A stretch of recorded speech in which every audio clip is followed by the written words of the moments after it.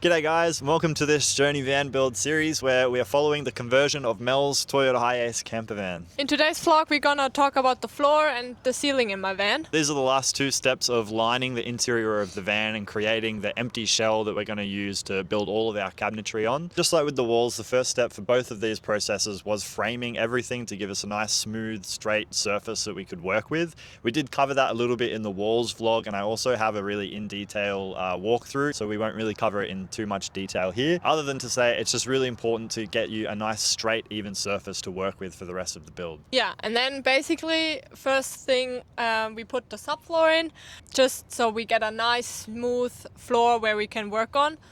We even did that before we put the walls in, I think. Yeah. So we had like... Just so it didn't hurt my knees kneeling on the sort of bumpy bedpan. And for that I made some stencils from all the curves in the van with the method Jake showed me. There's also gonna be another video he's gonna put up. I told him to do that because I had no idea how to do stencils. And yeah, I made them out of It's cardboard. cardboard, yeah. The material that we chose to use for the subfloor was an 18mm tongue and groove particle board.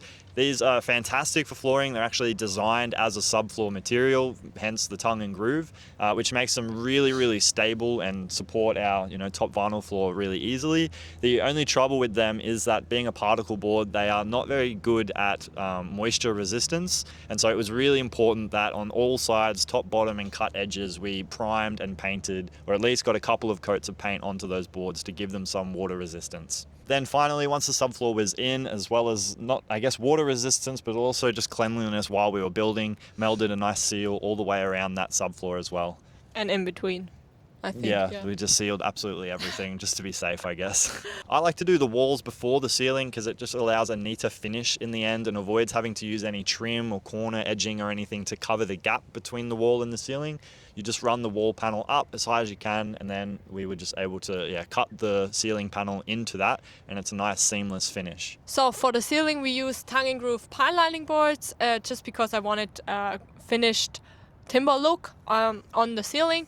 And there were two options in the local hardware store, long ones with 4 meter something and 2.7 long ones, and the 2.7 were perfect length for the HiAce and also cheaper than cutting the other ones to the perfect length.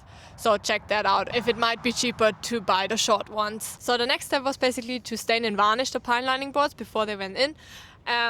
I looked at all the options of the stains, but they were all super dark. So I decided to just varnish them, but at the end it turned out that just the varnish is super yellow on the pine line.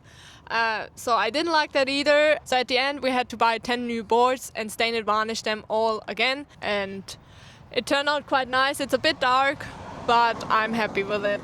Like, it was the only option we had. But another thing is, if you buy stain and varnish in one, it's lighter than if you stain it and then varnish it. And also potentially if you apply it with a rag, just rub it on. That's what I did in my van actually, and what we were kind of going for. It's way lighter. And it's way lighter in my van actually. So once Mel had 10 new boards stained and varnished, we were ready to start installing them finally. So just for the prep work for this, I basically worked out the alignment that we wanted, which was to have a join of the two boards in the center of the van.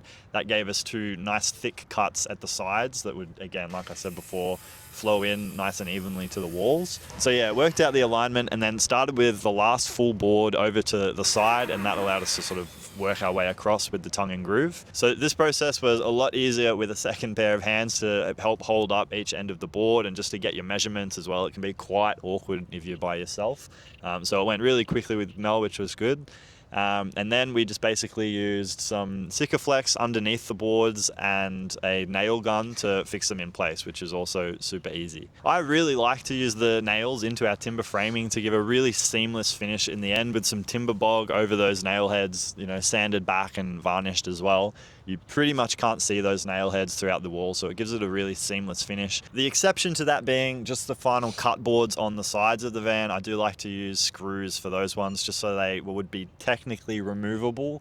I guess for in some future case where if you did want to remove that and to be able to run a cable up the wall or something, it just makes me feel a little bit more comfortable. So you use screws on the sideboards there. For the sideboards, there's really no magic trick to getting these in quickly. We just measured all the way along the board at like 100 mil intervals and then measured how long or how wide that board had to be at that point. And so it just took a long time, but it was kind of necessary because it's not, you can't really rely on it being straight basically. And then in the corners, as Mel said earlier, we use stencils. So what was funny about that? We can tell you it's not gonna be straight. That's for sure. Yeah. The last thing I wanted to say about the pine lining ceiling boards, and even pine lining when you're using it on the walls as well, as a little just personal opinion of mine, it makes such a huge difference if you just sand down the edges on the end of the boards rather than just leaving it as like a freshly cut 90-degree angle. It just looks so rough and sharp in the van, I think. I'll try and put a close-up of how we've got it finished here. It's just a little tiny added extra effort that makes a huge difference in my opinion. Yeah, definitely. I agree. Now we come to the finished vinyl flooring, which is the last step of the van lining to give us the empty slate. It's what we leave till last because it's kind of the most vulnerable to getting damaged during the build process. So once everything else is done, it's the last thing, or it goes in as late as possible, basically. Yeah. For that, we use the vinyl click-together flooring system, which you see everywhere and is really common in houses. It was really important that we got the water or wet area version, so the water resistant boards, and we used 3 packets, which was 6 square meters, doing the entire floor as well as the side step. You'd be surprised how big the boards are inside a van. So once you do your side cuts and then it's onto a full board, you just drop a couple in place and you're already at the other wall. So Yeah, so the install was actually pretty easy. We already had the stencil from our subfloor, so definitely keep them, don't throw them away. These we used for the outside floorboards, and then it was just like tongue and groove.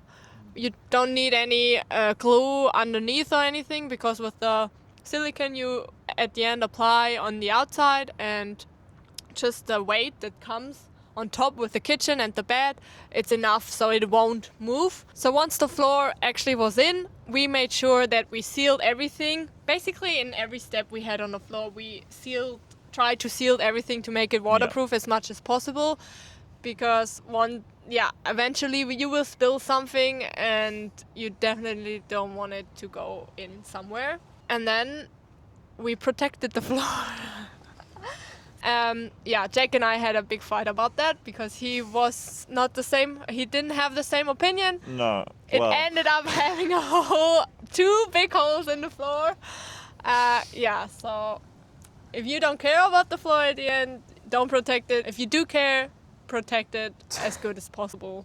Okay, I just want to say quickly, we don't have different opinions on protecting the floor. You should absolutely protect the floor. We just had different approaches in how to proceed with the build in a way that the floor would be safe. So I guess I sort of backed myself to just make 0 mistakes and the floor would be fine, and Mel would rather be safe than sorry. And in the end, I was sorry. Yeah. So protect the floor. Protect the floor.